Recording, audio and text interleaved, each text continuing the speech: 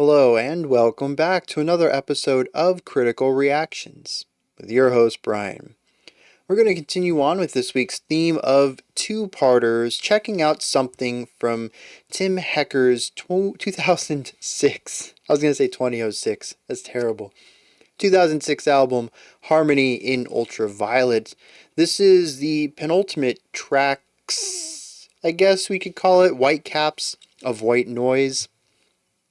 It's technically the third to last and second to last track, but I'm going to wager they're to be listened to together. Pretty much any time that we listen to tracks that are back to back like this for the two-parters theme, they typically have movement into each other. But we'll see how it goes. It is like 13 minutes of music, so it's a lot of stuff to remember for discussion. We'll see how I feel after part one, and we'll also see if it moves into part two to decide if we take a break there and discuss part one in isolation, or if we just listen to both of them and talk about both simultaneously. With all that said, this has been a lengthy intro. Let's just get to it. Let's dive in, see what Tim Hecker is bringing to the table today.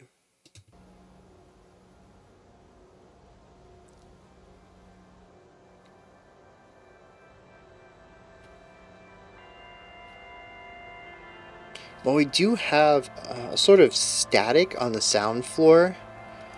That's our white noise. It's interesting what they're putting.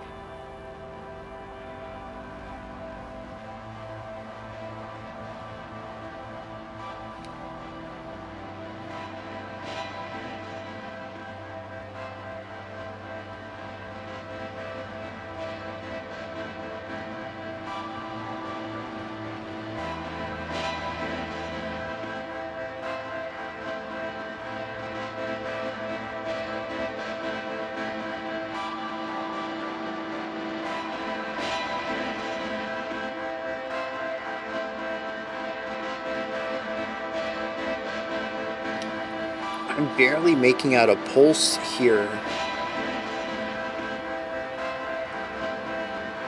Much less do I have any idea of phrasing or structure so far.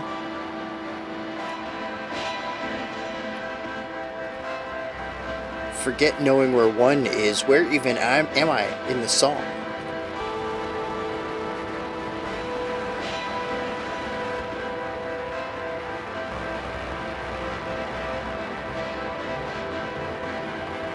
Even when I start to line up with some of those accented hits, I fall out of sync so quickly.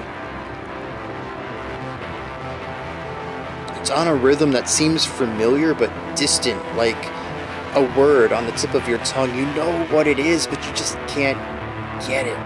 That's what the song felt like rhythmically for me.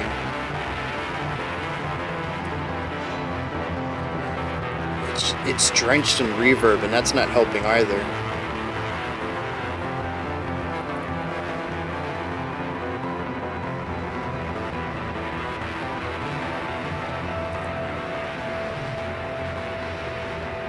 This is a song you just have to allow to wash over you, right?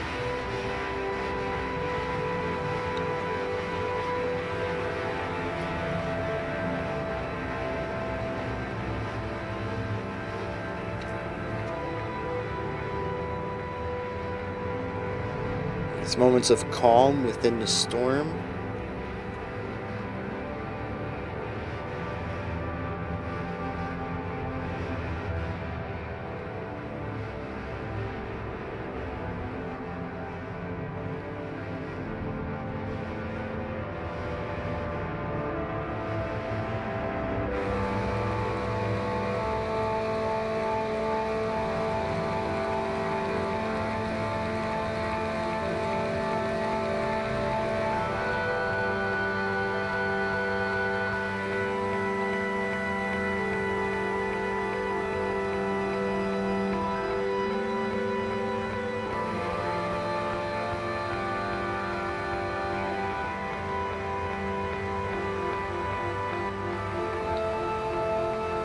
I like the chord progressions that are going on here. They're ambiguous. somehow simultaneously positive. There's elation, there's revelation, joy, but also sorrow, unease, lack of confidence.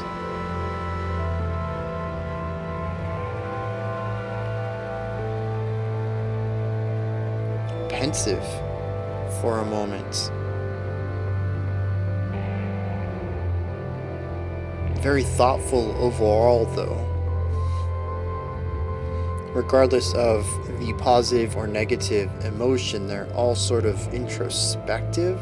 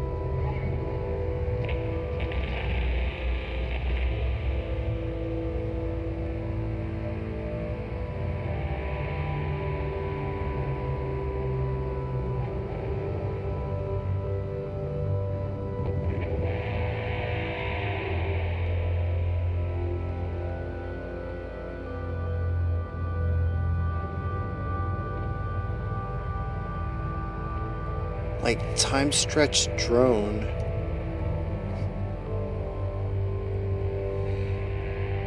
The growling entity at the forefront. But beautiful twilight around the edges.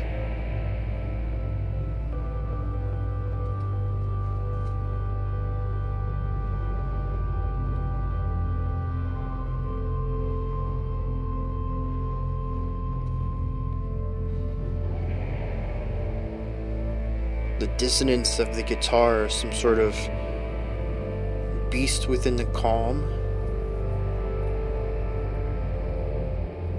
trying to find the presence of self and being distracted. What is this song about?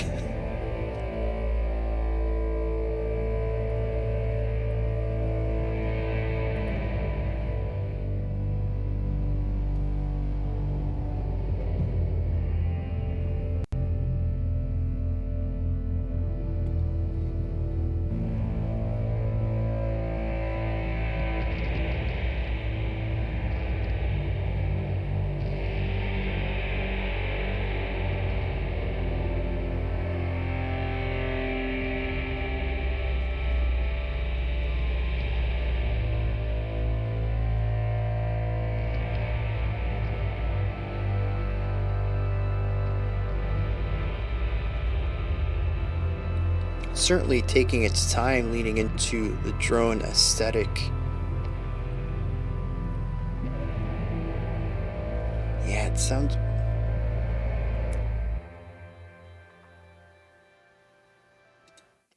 Yeah, I think that's going into the next... Yeah, I need to talk about this before we move on. So, I don't like pausing art in the middle of an experience. An intended experience anyways, but I gotta talk about this. This song exists in 3 parts for me, all of them not based off of the other, but certainly have elements that tie it all together. They're not disparate sections, but they are all exceptionally unique. We have the sonic exploration of the first part of the song, followed by the chordal harmonic exploration of the second part of the song, to return to a texture-based atmospheric focus, except at the end it's more about simplicity than complexity. And it's interesting to feel the song grow and shrink in these ways because I don't think the way that I perceive the story of it all to be about growth and shrinking, of expanding and contrasting. It's a constant expansion, even if the end of the song sounds smaller than the middle. And it's what I really like about it. It's what's I'm taking away from this. I think without the final 6 minutes of part two, I don't know that I will have a strong understanding, grasp of everything that's intended to be experienced here, if that can even be done.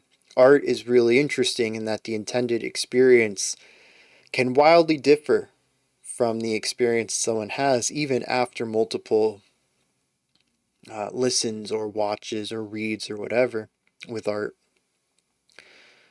You can become intimately familiar with an artwork and still miss what the author wanted you to get out of it.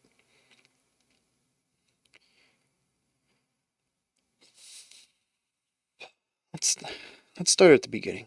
That feels like a good place to start.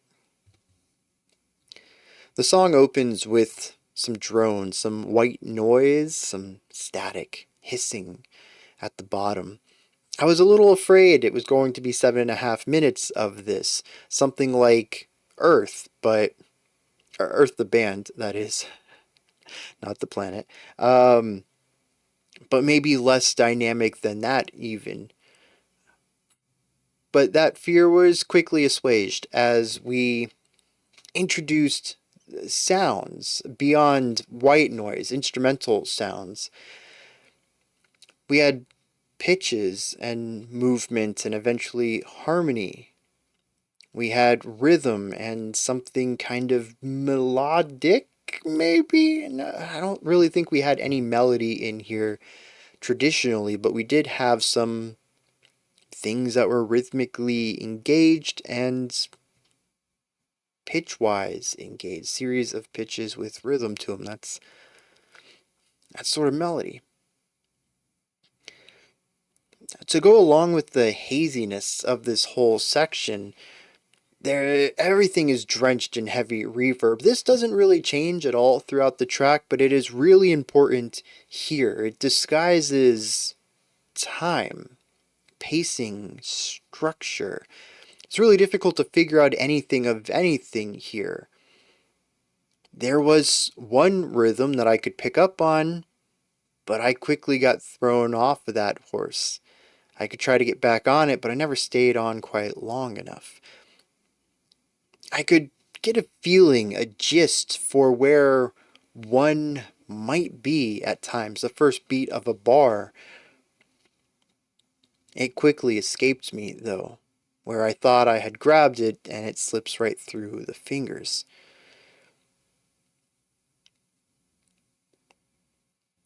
Everything reverberating, having a continued echo after it for such a long time, means that despite only having like 3 or 4 instruments here, it sounded like we were listening to 10 or 15. Like loud instruments in a cavern, everything begins to compress in on itself, the sound waves bouncing off of walls and coming back and clashing over, and it creating a muddy mess. I don't think that the song necessarily becomes muddied in the sense of not being able to hear everything properly, but the intended direction, I think, is for all of the reverb and the repetition of all of these notes and sounds to muddy up. Dang, that is not really helping me explain. It's creating a convoluted amount of information where production wise it is clear, I can hear everything, but what is being played, if we were somehow to transpose all of the reverbed notes into paper, is a lot of sonic information at any given time. I also don't think that all the reverb is equally distributed, in that a reverb can be set to a specific length.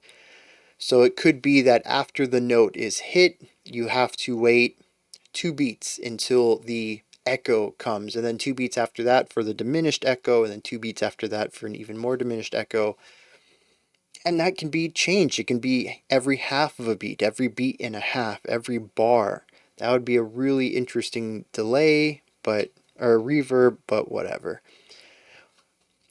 I don't think that every instrument has an equal distant delay on it. So we can't even begin to understand, oh, okay, they're working with quarter note delays. I can just factor that into everything that I'm hearing.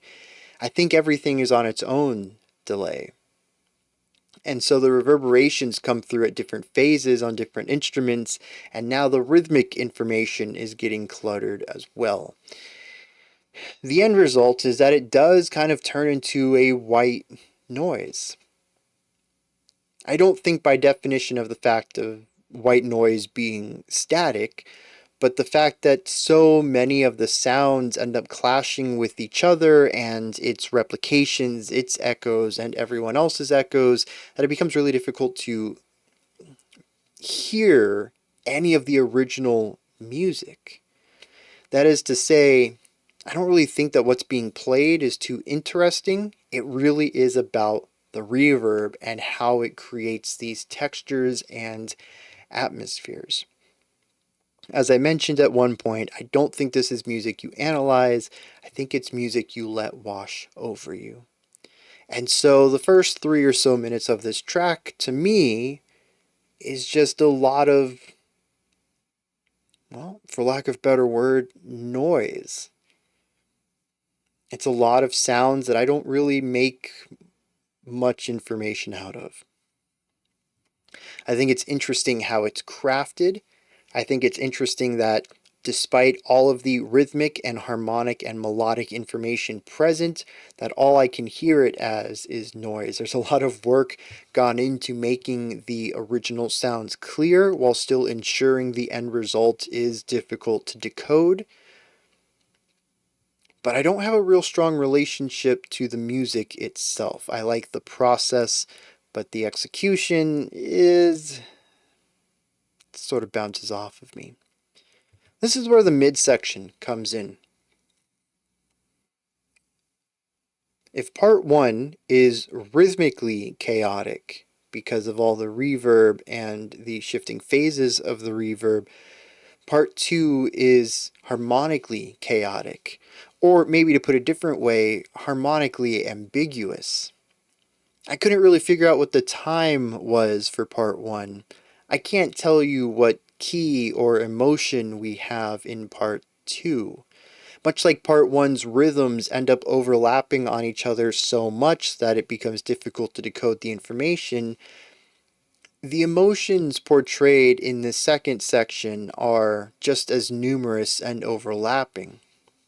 I tried to go through as many as I could pick out in a reasonable amount of time, but the chord progression continued to shift, almost moving in a linear pattern in order to pull as many emotional jumps as possible. What's really interesting is that in order to have an emotional feeling from chords, it's usually not one chord on its own. If you play a major chord and you know what to listen to, you can internally compare it to maybe a minor chord and feel that this feels happier, but on its own, it's just a series of notes. They don't really mean anything. It's when you pair it against something else, bring a chord and progress into another chord and hear the changes and the intervals between the notes involved, that we begin to understand and put a feeling to it. And this is why chord progressions are so much more important than even keys.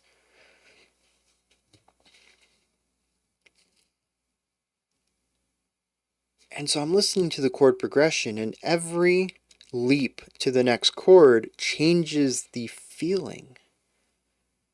There was joy, there was happiness, there was revelation, insight into something, there was sorrow, there was fear, there was confusion. It hit on so many different feelings that it ended up not really meaning anything at all. Much like the hyper polyrhythmic ideas of the first section end up making something that feels like it lacks time and structure, all of the emotional ideas present here kind of cancel each other out and create a section that feels emotionless.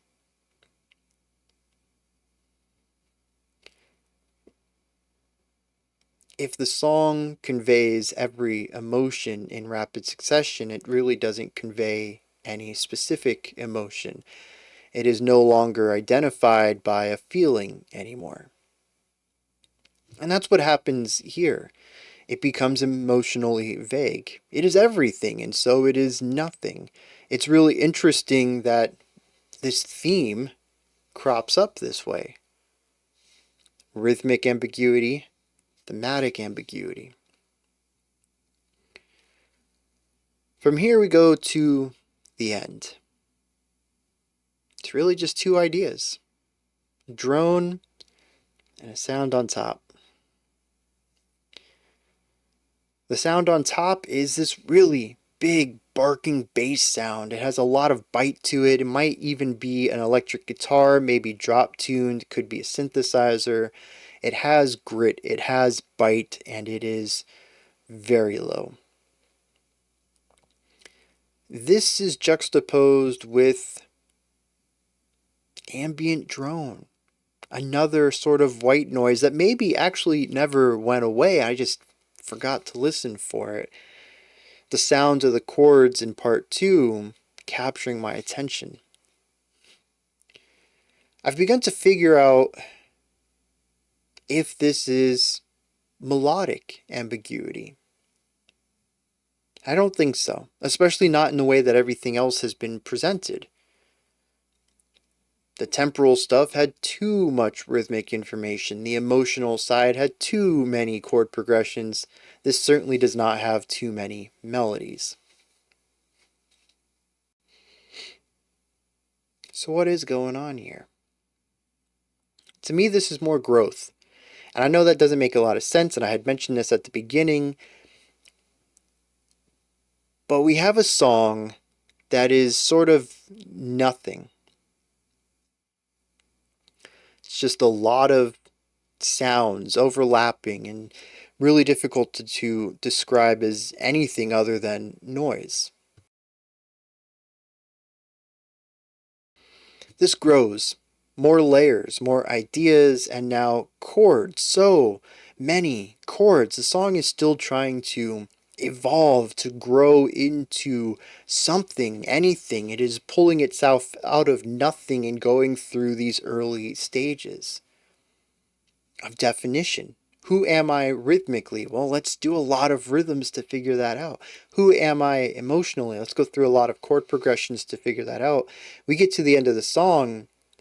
It's simpler because the song knows what it is now.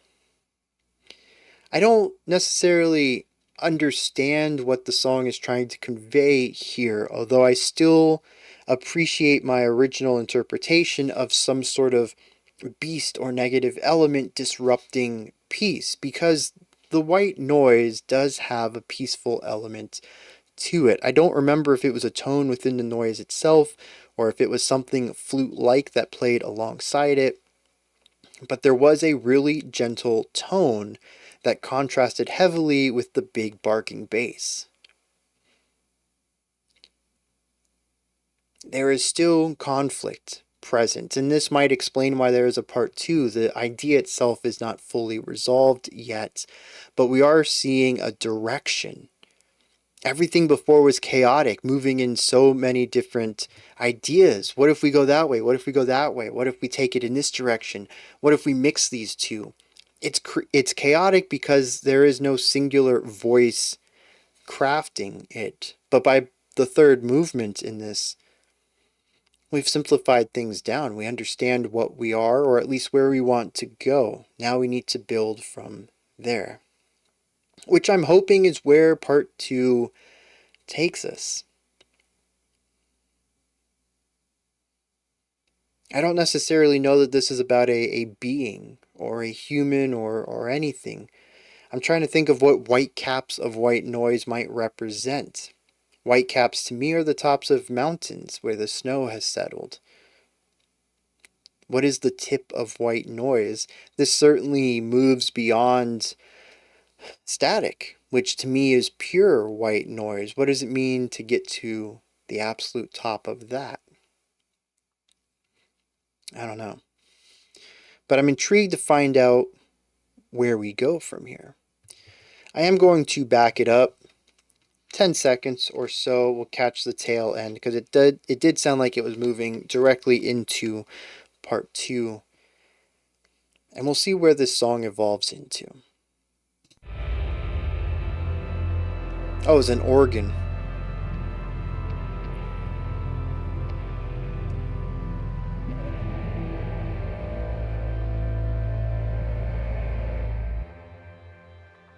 And that might have just been a distorted bowed instrument, violin possibly, cello. Serenity here, again, starting the song with white noise with the hiss, the crackle in the floor.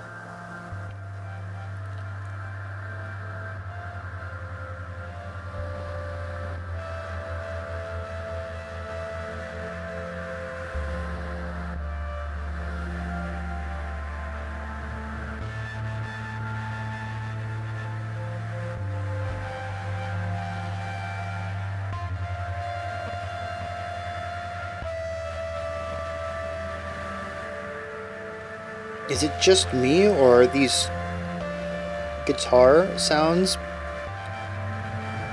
played in reverse?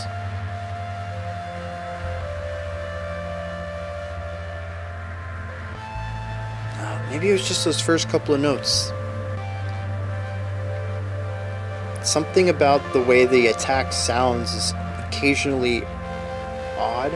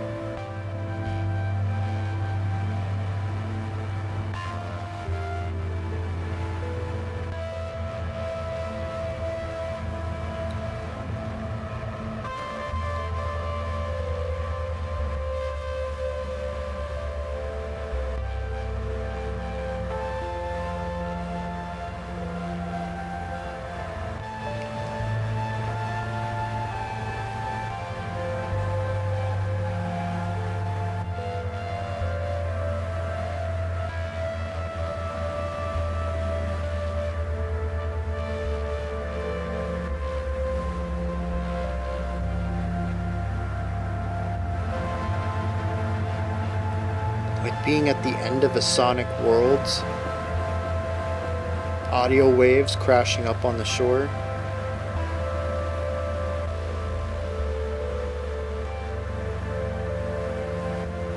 I wish there was a good music pun for sure. I thought that would have been really nice.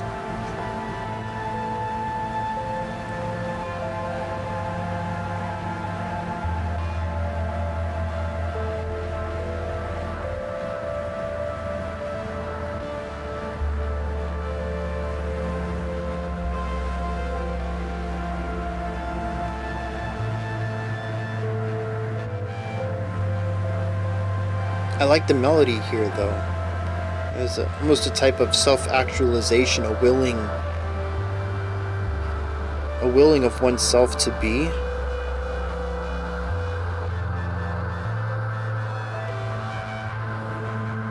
So much noise, distress, but it's trying. It's the pain of perseverance.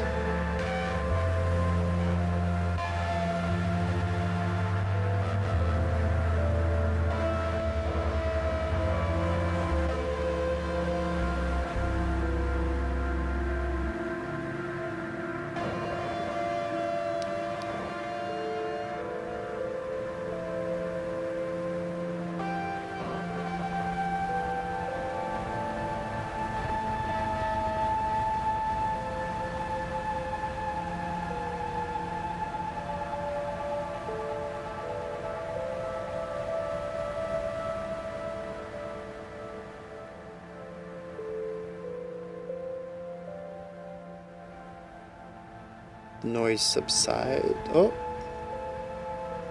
grows back.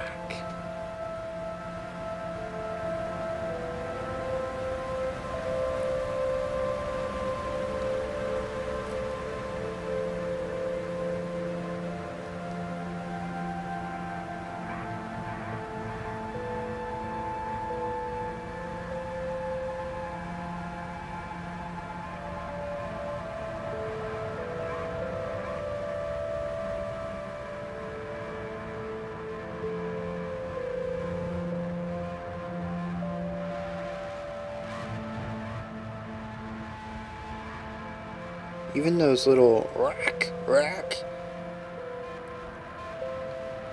little distorted chirps, they sound like seagulls. It's called Whitecaps, but all I can think about are beaches. This song is a perfect sonic analogy for it.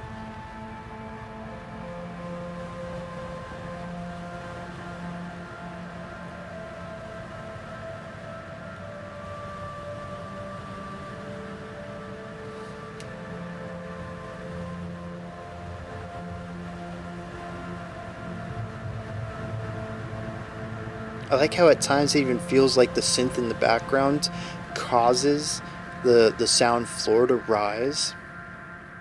Almost like playing loud music next to a snare drum, and the beads on the snare start rumbling and you can hear it.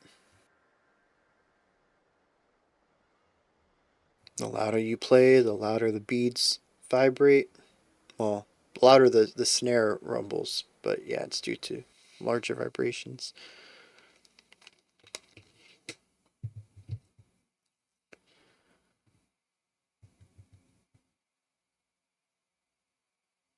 I had mentioned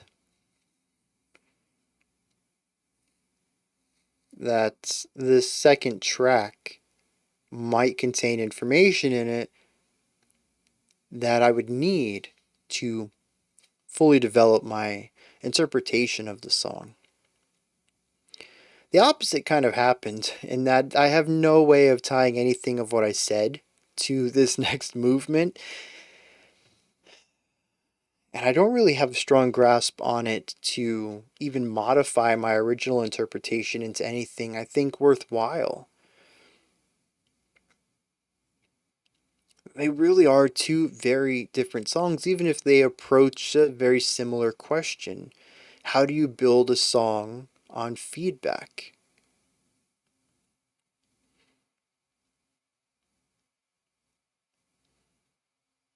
Mm. Ooh. Okay. I think I got something here. The original idea I had was something willing itself into being. Starting from nothing, figuring out what it was, what kind of parameters it had to play around with, figuring out what it wanted to become, and working towards that. A lot of complexity at the beginning, followed by a refinement towards the end, a simplification of form. Here we find another simplification of form, something similar-ish to the end of part 1, white noise and a melody, but a little bit different. The sound above the white noise is no longer just this growling low-end sound, it's a melody. It's peaceful. It does get paired with the second melody at a time and ends up creating a lot of clashing sounds, dissonance, pain, suffering. These are the feelings I had while listening to it. I had mentioned it was something like the pain of perseverance or something profound like that. Um, but what ends up finally in the track is that single melody, simple in its existence, a calming, alluring sound, series of pitches, and what I really thought was a removal of the white noise. In fact, it was gone for a moment. And I thought this was it. The entire song had been pushing towards this direction, removing the chaos and embracing the order. It isn't what we got, though. We were without white noise for a couple beats, maybe tops. And then it came back just a little bit, and then stronger, louder, in fact, than any part of the song we had heard up to that point. It began to dominate the sound. The song ends up with a nice calm between the two of them, the melody and the noise. And this, I think, is actually really beautiful. Because I had mentioned earlier that to me, it's a song of transformation. The chaos of initial transformation, the development of a plan or a blueprint to push forward in, and then a refinement down of ideas into an element of perfection, almost trying to find the best way to go forward. And we begin to hear that with the melody, and my elation at the white noise beginning to dissipate and having just the melody was finding, as I mentioned, the order without the chaos. But that's not how life works. In fact, order wouldn't be very good without chaos to contrast it to. And in fact, chaos is very important in our lives. Randomness is necessary, for better or worse. And so what I was asking for was perfection. Well, that's not very fair on the song, is it?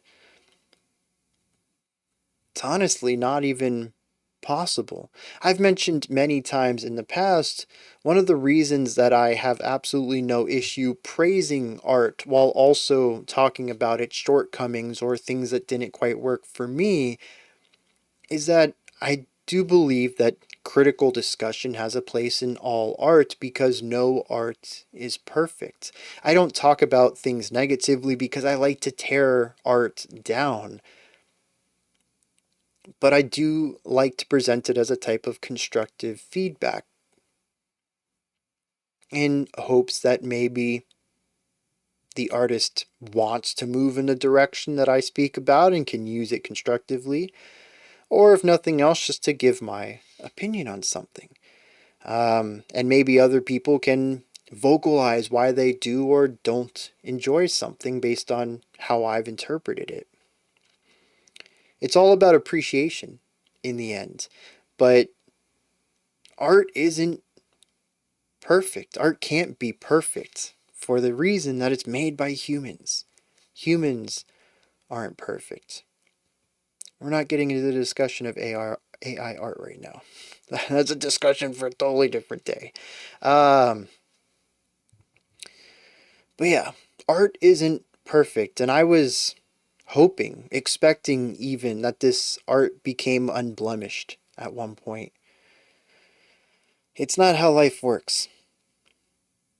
And so I'm really glad that the white noise came back at the end to sit underneath the melody and act as our foundation, no longer being a noise, but being the sound floor, helping fill out the space around the melody, not in an antagonistic way, but a supportive way. In fact, I found it to be quite serene alongside the little piano melody. And I can't imagine the final minute of the song without it. It just wouldn't hit as hard. It'd feel too sterile and empty, honestly. Devoid of the grit that makes art worth paying attention to. And so I think my final perspective on this set of tracks is still a song of evolution, of growth, but not one of perfection. It's about growing to love what you are, bettering where you can, and accepting where you can't change.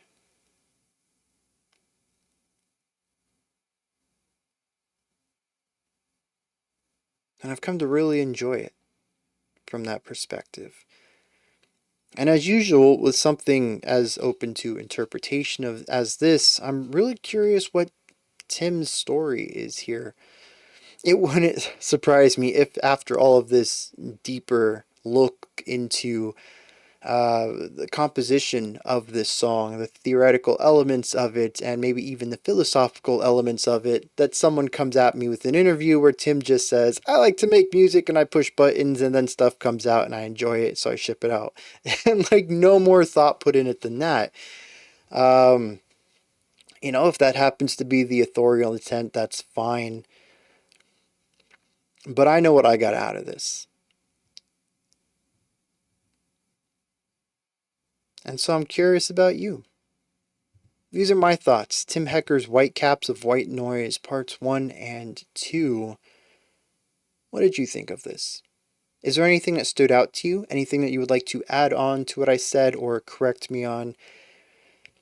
Maybe you just have totally unrelated perspective on this song. Please put all of that down in the comment section. Above that, in the description box, you'll find a link to Linktree. Takes you to this menu right here. You can find links to my music, ways to support the channel, a link to the Discord server, and so much more. Above that, if you could, like, subscribe, and ring the bell. I greatly appreciate all three of those. That wraps it up for today. I'll be back tomorrow. I believe we're continuing on with the two-parters. It's the last one for the theme. That is tomorrow at 5 p.m. Eastern Standard Time, 9 p.m. UTC. As usual. Until next time, remember to be critical, not cynical, of the music you listen to, and have a fantastic morning, afternoon, or evening, whenever you choose to watch my videos.